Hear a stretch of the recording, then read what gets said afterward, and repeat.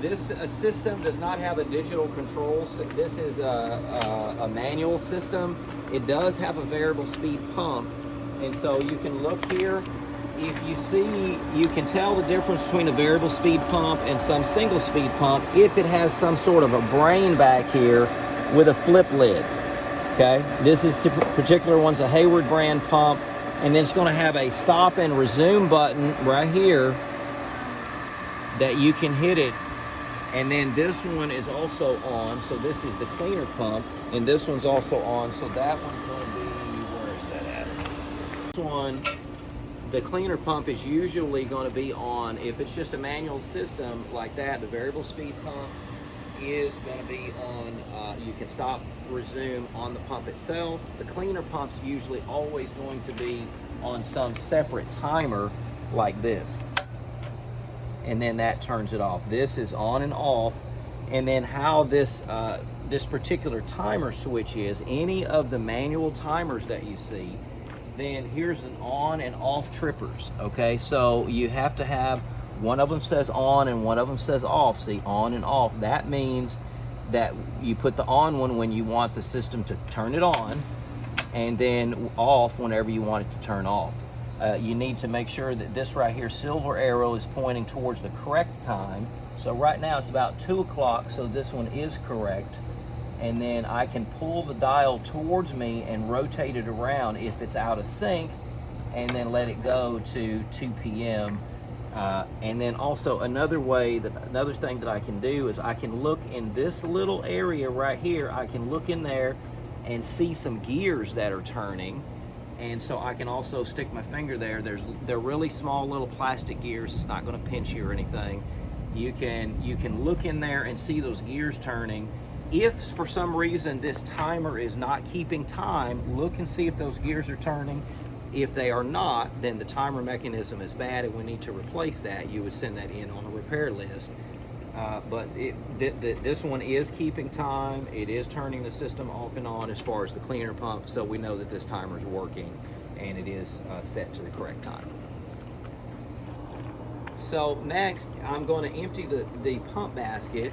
If there's ever any leaves and stuff in there, then I can see those leaves and stuff, and we can see them right here. So I'm going to empty the pump basket, and how we're going to do that is any time that there's a pump lid that has these wings, then I'm just going to hit it in a loosening direction like that, and then pull that off, and then I can pull that pump lid out.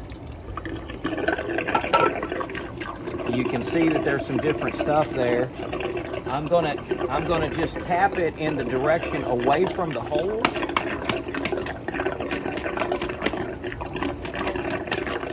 And then that gets most of that stuff ready for it to just come on out. And you'll get the majority of the stuff out like that. I'm gonna reinstall it. If there's ever any hole in the pump basket, it always needs to go towards the front, because this is suction on the front coming in.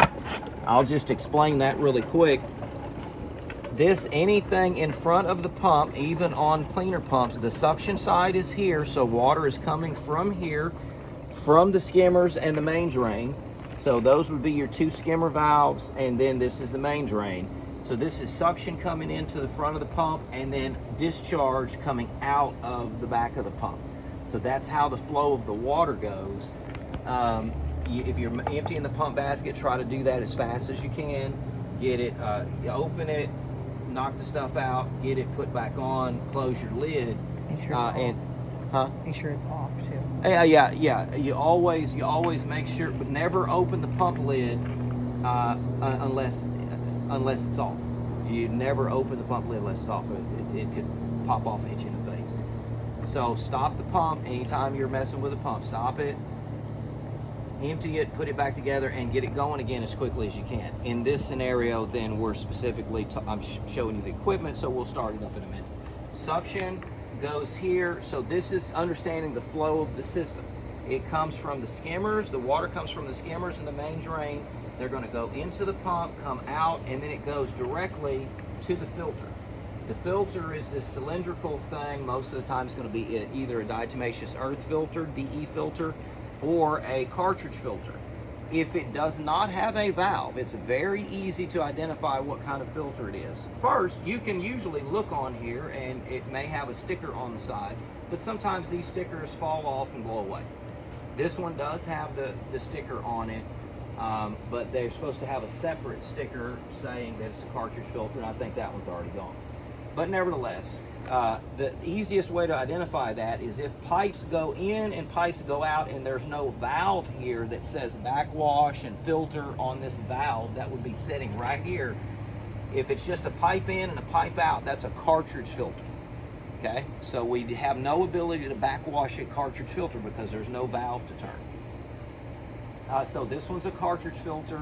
This right here, sticker, you're looking for a small sticker on the big sticker, and this one shows the model number of this particular filter. It shows the model number right there. If it was a DE filter, you are looking for the same kind of thing to see the size of the filter. You're looking for a small sticker on the big sticker that says the model number, and then it will tell you what size it is. If it's a 4820 for like a Hayward DE filter, if it's 4820, then it's a 48 square foot filter. If it's a 6020, it's a 60 square foot filter. If it's a 7220, it's a 72 square foot filter. This one's a big boy as far as a cartridge filter. This is a large one, the 7030. So it goes into, the water flow goes into the filter, out. If there is a heater, this right here particular device is a heat pump. So if it, and a chiller, so if they have something like that, or even if they have a heater, it's always, the water's always going to go through that device, even if the thing is not on. So it always goes through, it comes out, and then it's coming back to the pool and ready to go back to the pool. This is called the return side, and it splits the water up into different things. This one, in this particular pool, it would be going back to the pool returns. And then these two valves right here are the bubbler valves on the shallow area over there. That would be on when these are ball valves, then this is on, and then when you turn them to the side, wow, these valves are kind of stuck. When it's like this, it's off for a ball valve. When it's on, it's like that, parallel with the pipe. Now let's look at these valves. You can look at these.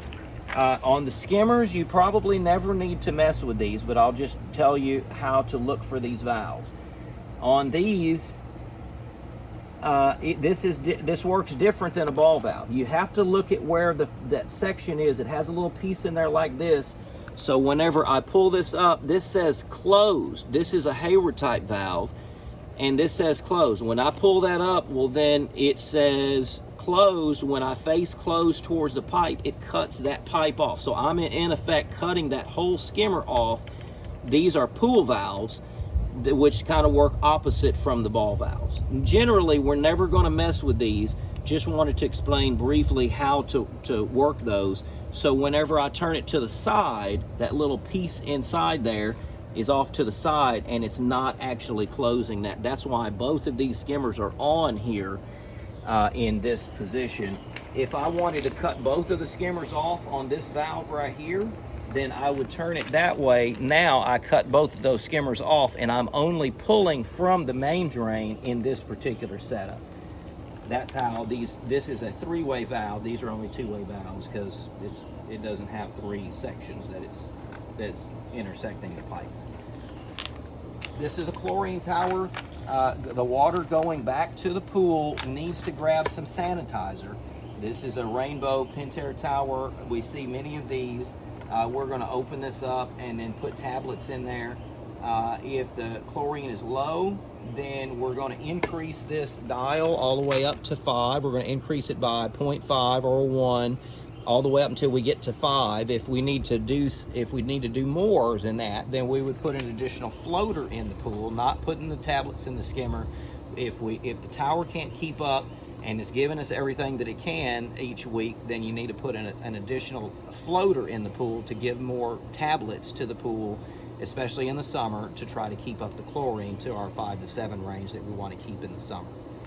But that's the chlorine tower. We would take this off when the pumps not working, we would open this, put the tablets in here, fill it up, turn it, you know, put it back together, and then start the system back up. Remember to start the pump back up. On a pump like this, I'm going to hit that stop resume button again, and then it takes over the programming. It's going to go ahead and start itself up and then start priming the pump. The key thing, I'll let the pump prime up in just a second, but whenever we open the pump, very, very important, we don't walk away from the pump until it is primed back up. Primed back up means I can see plenty of water moving through that thing. We never walk away from the pump, a pump that we've opened, without making sure that that pump is reprimed. Because if it does have a problem repriming it, you might have to put a bucket of water or something in so that you can help it prime. But we have to make sure that it's primed up before we leave. So we'll just let it prime up here for just a second. Now you see water starting to come into the pump. I've got plenty of water here now, and I can also hear the water going through the whole piping system. And then now I look up here, and my filter pressure, instead of being 0, then it went up to about 25 when the pump was on high. Now it's back down to 18. We're good related to the filter pressure. And if the pressure on high gets up to about 30 for the cartridge filters, between 25 and 30 when it's on high, that's about time for us to do a filter clean. We're usually going to do those once a year. But that's when you would text into the office related to, hey, I have a high pressure on a cartridge filter at so-and-so's house, and then let's schedule a filter clean for that customer.